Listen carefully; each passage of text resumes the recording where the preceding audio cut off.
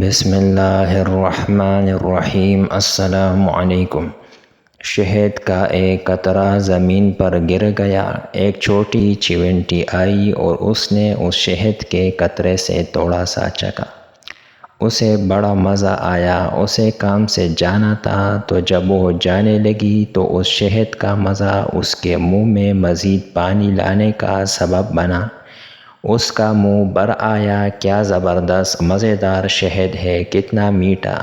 آج تک ایسا شہد نہیں کھایا۔ وہ لوٹی اور شہد میں سے تھوڑا سا اور چکھ لیا۔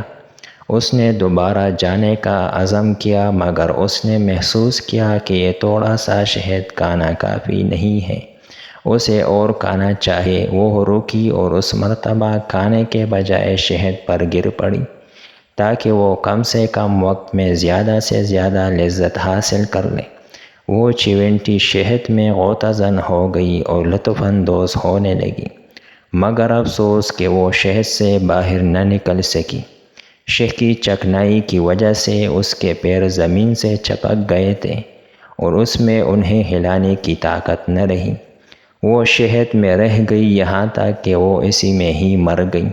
اس کی لذت اندوزی نے شہد کو ہی اس کی قبر میں تبدیل کر دیا۔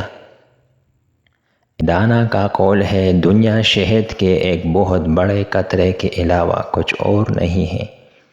پس جو بھی اس قطرہ شہد میں سے تھوڑا اور بقدر کفایت کھانے پر اکتفا کرے گا، وہ نجات پا جائے گا، اور جو بھی اس شیرینی میں غوطہ زن ہوگا، ہلاکت اس کا مقدر بن جائے گی۔